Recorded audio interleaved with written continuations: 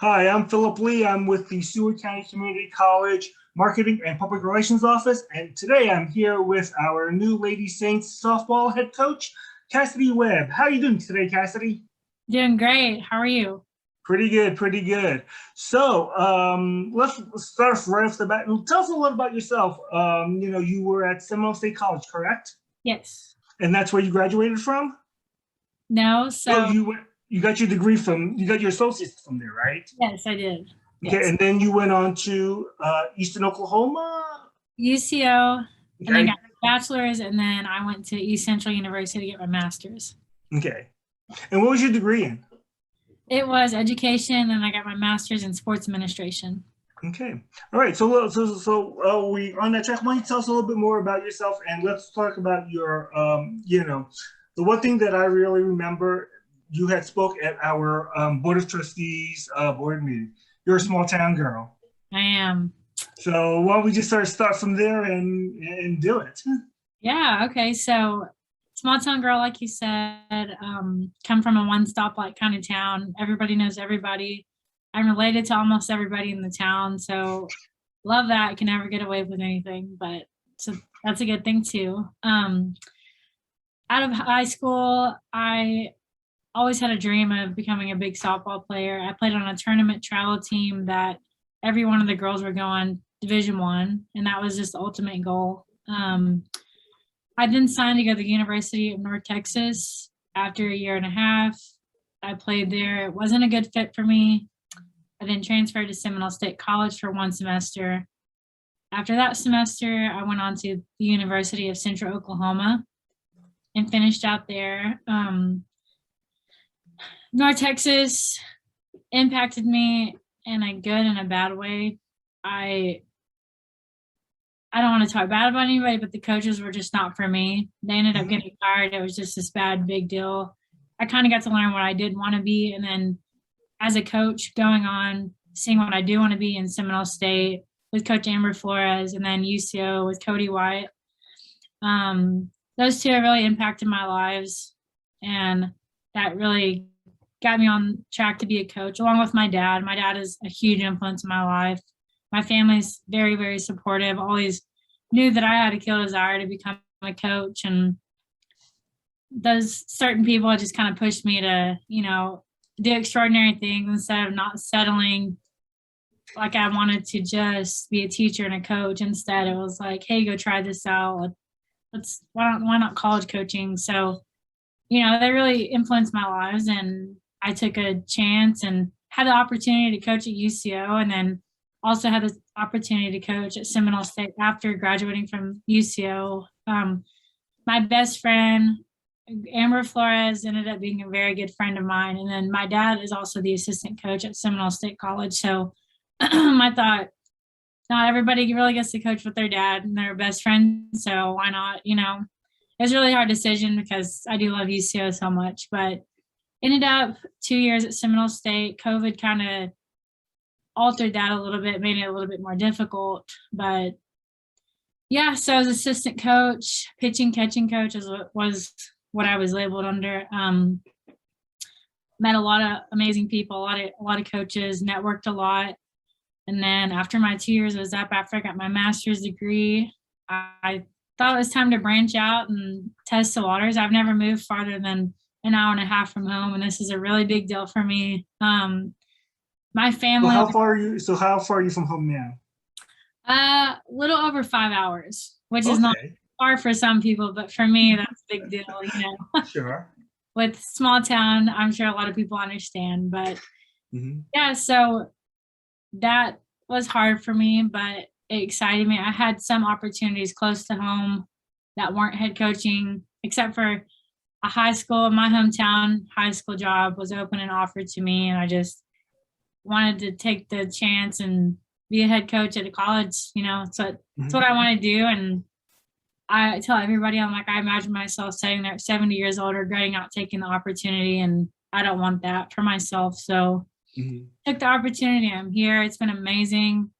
Like, I just can't thank everybody enough for being so helpful for somebody that's just coming in kind of blindly and really, really young, So I'm excited. I'm so excited for the opportunity, and that's just a little bit about me. Okay, so you said that your dad's a coach. How much of that has actually influenced? I influenced you quite a bit, I know, Yeah. but was he a softball coach as well, baseball coach? And did that sort of just being a coach in general, how did that affect you?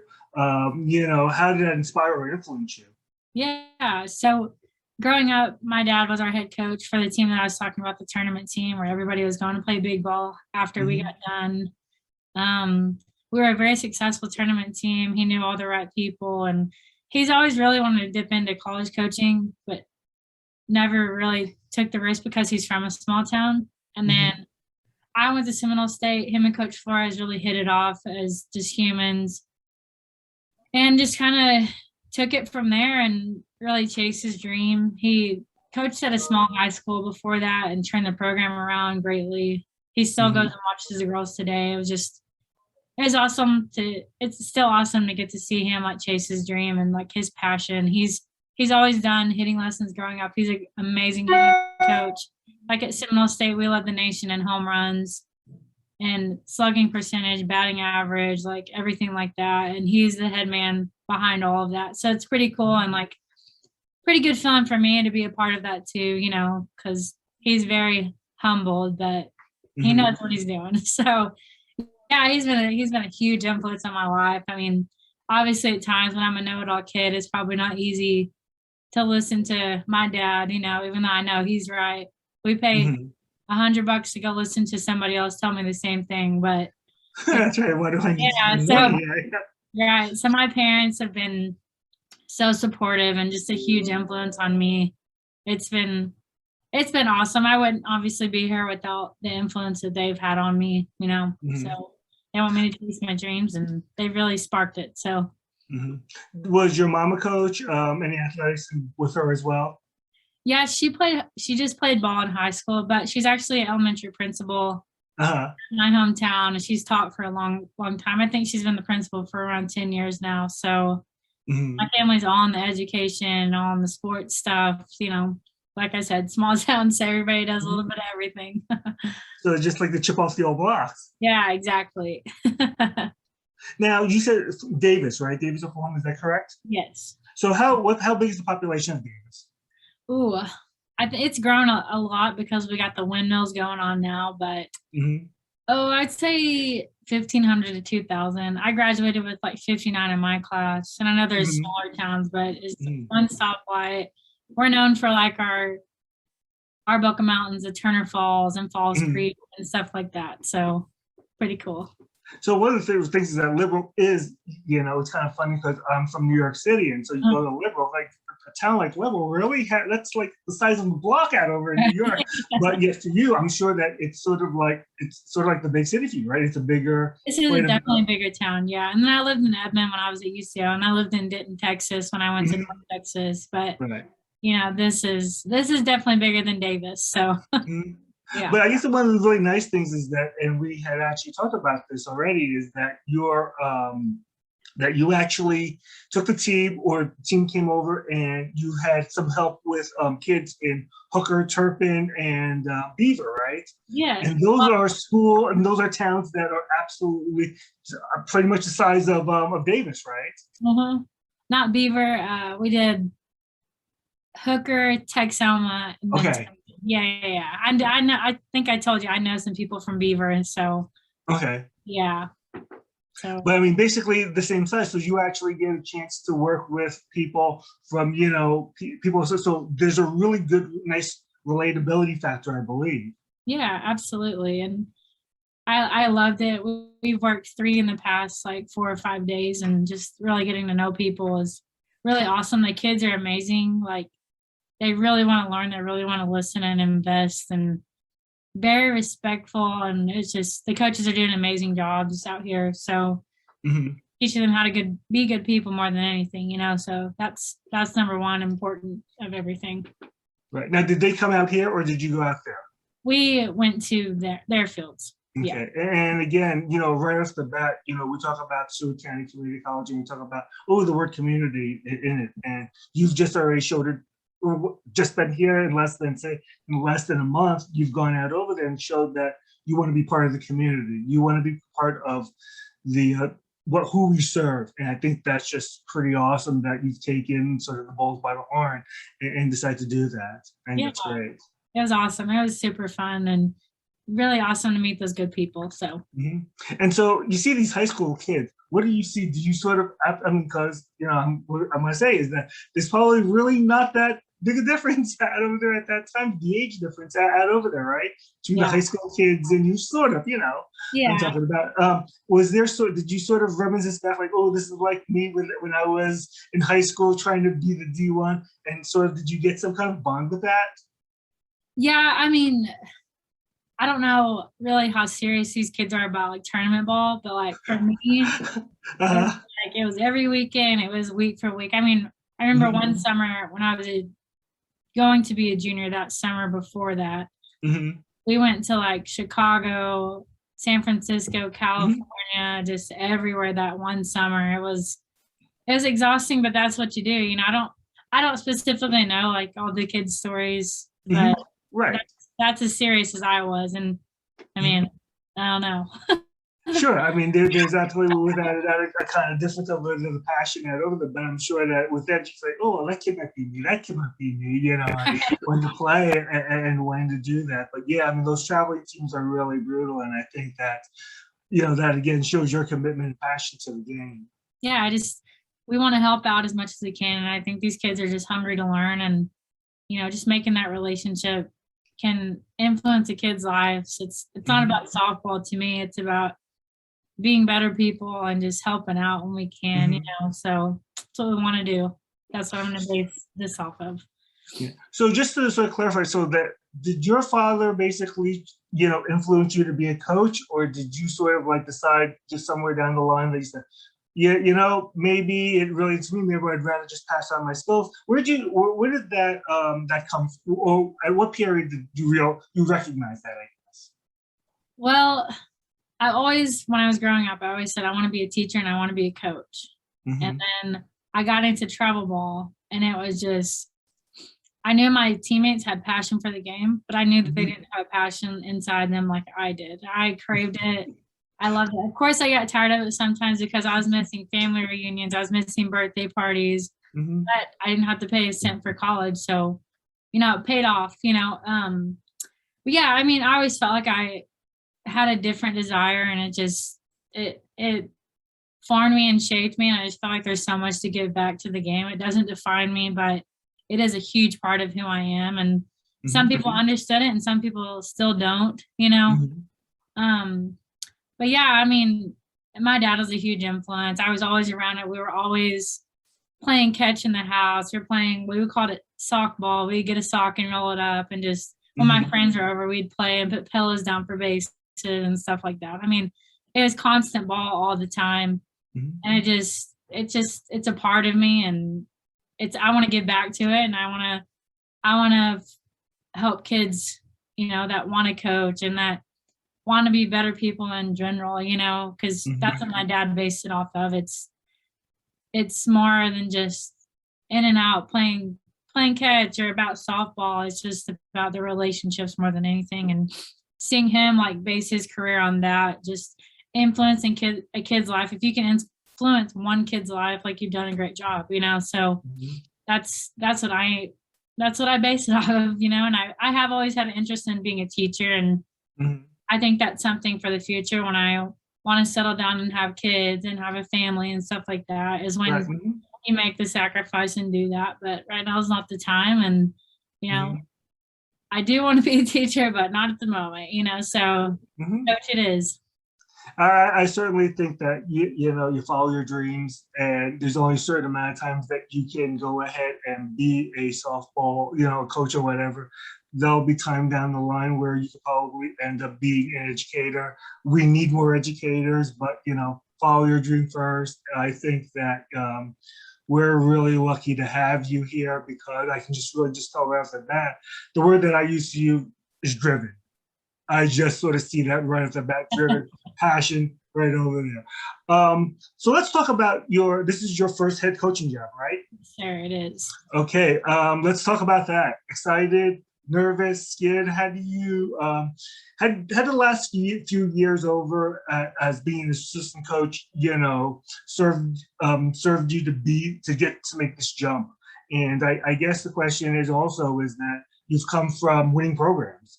How has that all sort of been very, very influential, or has that affected you coming in or set you as being the head coach? Yeah. So, I mean, Coach Amber Flores at Seminole State, she would, put me in sticky situations, as in like, okay, we're running a camp. She's like, okay, you're running the drill. Like, you tell the kids what to do. So it kind of broke me of like my nervousness of like being in front and like speaking. Like, she always like emphasized for me, like, you're going to find your voice. You're going to find your voice. You're not there yet, but you're going to find your voice one day.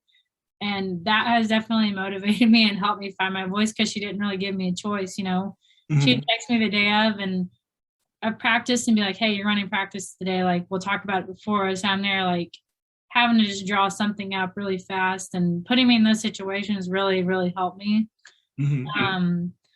So yeah, that was a huge influence. I believe that got me ready, definitely. And coming from winning programs, as in like Seminole State, and we went to state in high school where I was from, and then UCL, we were ranked #1 my senior year, and Seminole State, we were ranked #1 before COVID hit. We were going to have a very successful season with the group that we had, and that was pretty disappointing. And then last year finishing 5th and carrying numerous records, having the National JUCO Player of the Year in our program last year. And amazing things. Like, I'm getting to learn from the best of the best, like Coach Amber Flores is a 3-time All-American at OU. My dad, I might be biased, I might not, but he is a great hitting coach. I get to learn so much, and I'm definitely going to take stuff from Seminole State and UCO and bring them in this program. Like, there are a lot of things I'm going to do very similar, and it's my coach at UCO really based on like the team and the family and the mental health side of everything, and being positive, and like the recognition of when you're doing things good and stuff like that, I think that really like helped us a lot. So I will be bringing a lot of that stuff, and I did a lot of that stuff at Seminole State as well.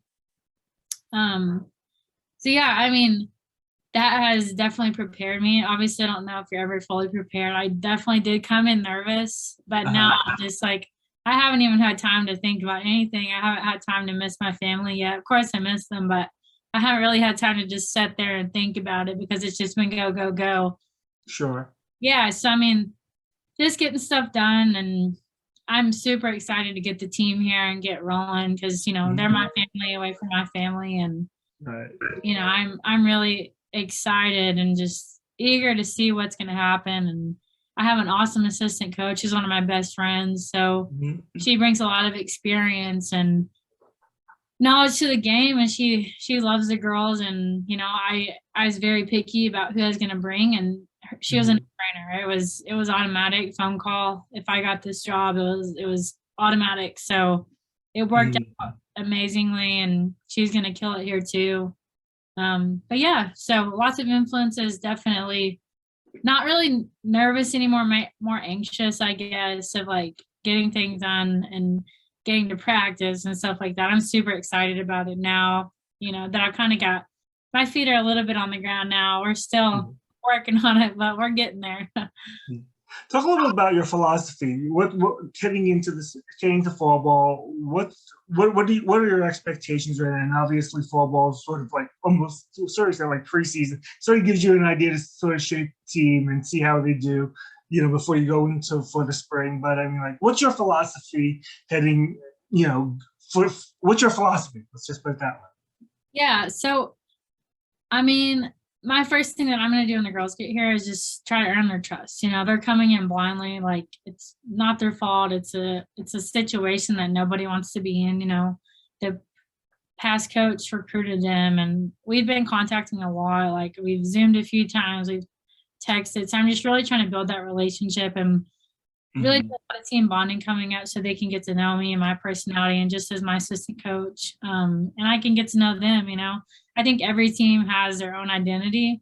Some teams you have to run to death. Some teams you don't, you know. Some teams really need to get in their face and some teams just don't react to that, respond to that, you know. So learning them is going to be super important. My philosophy personally is what Coach Amber Flores says. She wants them to come in as girls and leave as women. And I think more than anything today and the way the world is going is just making better people. I want good people in my program. And that's really what I base everything off of, is just simply being good people. It's not hard to be a good person. And I always tell the story about my coach at UCO. Our first day, our team meeting, he puts a piece of trash in the hallway on the way to our locker room. And he puts a piece of trash there for a test. And one of my teammates picked it up and he noticed and he talked about it in there. Just being a selfless human is what he really based the team on. And that is what I based my career off of, is being a selfless human. And that's what I based my coaching career off of. I mean, it's just the littlest thing of picking up a piece of trash. That's what I'm going to emphasize for my kids, you know, just do the right. And it's not hard to be a good human. And like I said before, it's more than softball to me. And I know people might just feel like you're just saying that. No, that's really more than softball, because in reality, these kids are not going to go on and play professional softball. I knew I wasn't going to go on and play professional softball. It's just, it's okay, you know, but there's life after this. Like, help them be good humans and get them ready for the real world is my philosophy. But yeah, I just want good people. That's all I want, is good person. And I want to be able to call my kids in 20 years and I want an invitation to their wedding. I want to talk about the kids that they're having and, you know, check on their families. And I want kids and I want those relationships. And I believe that I have built that where I have been at Seminole State. The kids text me and we sometimes, you know, it's been so hectic lately, but we've had great relationships and, you know, it's really good. So that's what I want. I feel like I'm starting off good so far, but you know, it's with the age similarity of where I've been with Seminole State, that was something to learn, because when I was at UCO, those players were around that I was going to be around next year. And it's just like having to separate myself from that was definitely a challenge. But, you know, this year was definitely easier because I wasn't around them at UCO and stuff. So they respected me more as a coach. And I really found my voice this year. So very confident in that and just super excited to get good humans. You know, I just make that mark on this program is just they're good humans and they're good kids. So yeah, that's just awesome. You know, obviously, you know, we hired you to be a great softball coach, but you're absolutely correct. You know, when these girls leave, as you said, they leave as women, you know, there are a lot of things. So some of them may not necessarily be heading off to D1, some may NIA, some may Division I.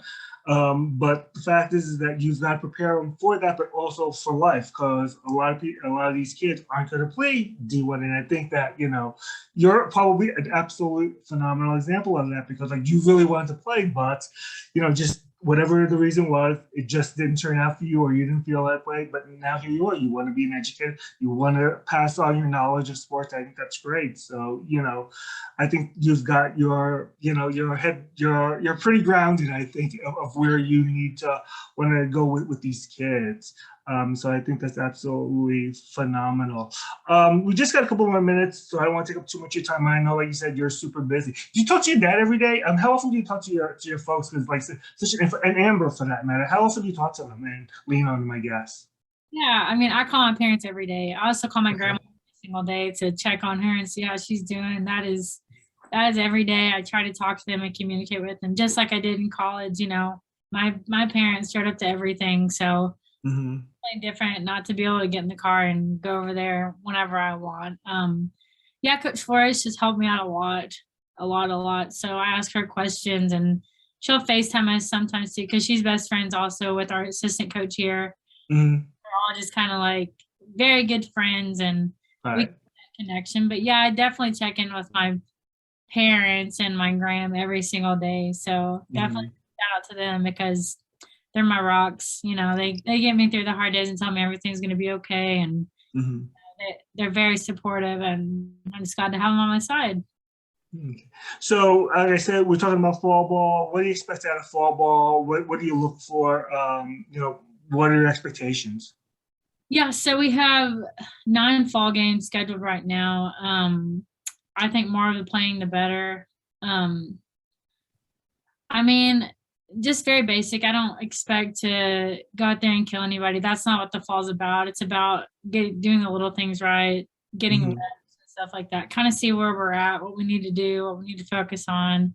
You know, it's not about wins and losses, obviously, in the fall. Obviously, everybody loves to win, but we don't keep score and stuff. So super relaxed setting, and just really giving the freshmen more of like a feel of, okay, what a game situation in college feels like, to help them get prepared and get ready as much as possible when it's much time in the spring, you know. So we're really looking forward to that and getting to play some good friends. I'm playing UCO and Cameron. Those two are my good buddies. And we're playing Seminole State, and we're playing Panhandle, and then who else are we playing?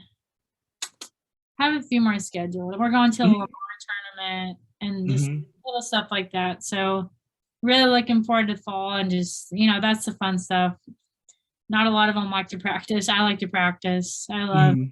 So I love everything, but you know, playing makes it fun, and I'm glad we get to change it up a little bit and get some games in there. So that's going to be super fun for them, and see them gear up and get ready to go, and see how hungry they are, and you know, just not take it for granted anymore, because COVID had such a big impact, you know, and I know a lot of these girls got impacted by that. So keeping them thankful that we do get to play, and even when they're tired, you know. So it'll be fun, and I hope everybody can come out and watch a few games, because we're going to have some home games, and yeah, so really looking forward to it. Great. Okay. Anything else that you want to add, that you want to sort of tell the audience, you know, something that maybe they didn't know about, or something that you like to do, like maybe like the tap dance or ice skate or something like that? Anything like that? Yeah, no, I mean, just thank you to everybody that's really reached out and introduced yourself and really helped me along. It's not easy. I know it's another new person, so I'm sure everybody's done that and dealt with that a lot, but I truly appreciate it. And super big shout out to my family again. Like I said, they're amazing, and I couldn't do it without them. So yeah. Well, Casady, it was great talking to you. You know, I'm sure that we'll talk again sometime, hopefully either at the end of the year or at the beginning of next year when season starts. Again, this is Casady Webb, head softball coach of the Lady Saints. It was great to see you, and we'll talk to you soon. Thank you so much.